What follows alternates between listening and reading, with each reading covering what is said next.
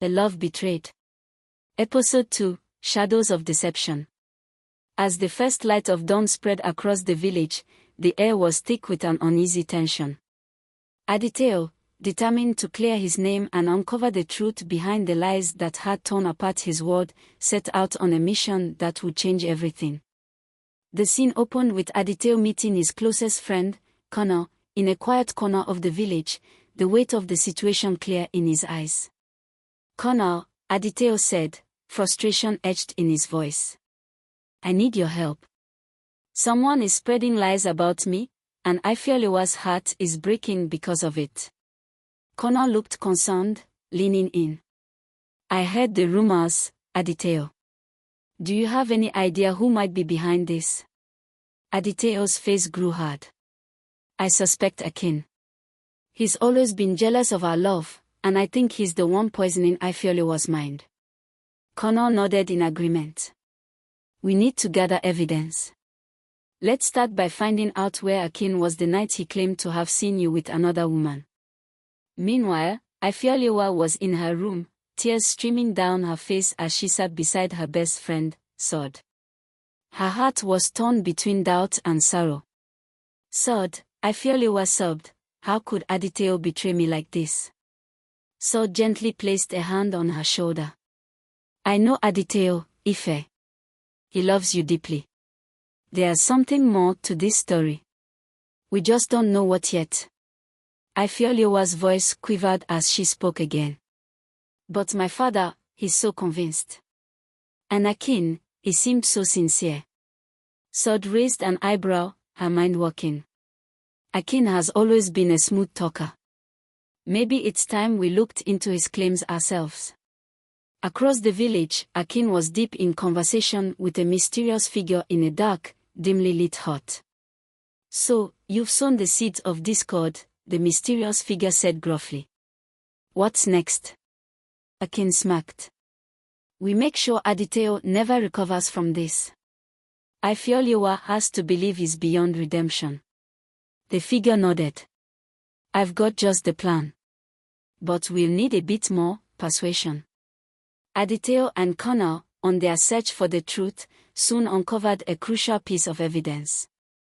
They found Mama Titi, an elderly woman by the river, who had seen Akin with a mysterious woman on the night he claimed to have seen Adetayo with another. "I remember that night," Mama Titi said thoughtfully. "Akin was with a woman, but it wasn't you, Adetayo. They were arguing near the old baobab tree. Can you describe her?" Adetayo asked eagerly. Mama Titi nodded.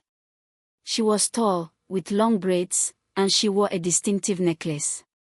It looked like Ifeoluwa's cousin, Bola." A glimmer of hope sparked in Adetayo's eyes. "Bola," he whispered. "I have to confront her." Meanwhile, Ifeoluwa and Sade followed Akin through the village, puzzled when he entered the secluded hut they'd never seen him visit before. "What's Akin doing here?" Ifeoluwa whispered. Sade's expression hardened. "Let's find out." As they approached the hut, they overheard Akin's voice through the thin walls, smirking as he spoke of his plan. "Once Adetayo is out of the picture, Ifeoluwa will be mine." "She won't have a choice," Akin said confidently. "And what of her father?" the mysterious figure asked. "He seems convinced by your tale." Akin chuckled. "Babajide is blinded by his hatred for Adetayo's family. He'll believe anything I say." Ifeoluwa gasped, her heart sinking. "How dare he? I trusted him." Sade's eyes narrowed. "We need to tell Adetayo. He has to know what we've uncovered." Adetayo and Kunle, having tracked down Bola, confronted her in a secluded part of the village. "Bola, we need to talk," Adetayo said firmly. "What were you doing with Akin that night?" Bola nervously wrung her hands. "I didn't want to get involved.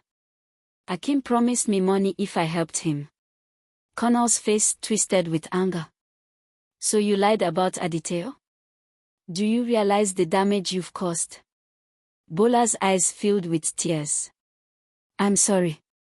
I didn't know he'd take it this far." Please forgive me. As Bola confessed, Ifeoluwa and Sade arrived, breathless from their run to the scene. Ifeoluwa rushed into Adetayo's arms, tears of relief pouring from her eyes. Adetayo, I'm so sorry. I should have trusted you. Akin, he's been manipulating everything. Adetayo pulled her close, his voice soft and comforting. It's okay, Ife. We'll expose him together. United once more, Adetayo, Ifeoluwa, Kunle, and Sade came up with a plan to reveal Akin's treachery to the entire village. The time had come for the truth to be known. In the village square, the elders and villagers gathered.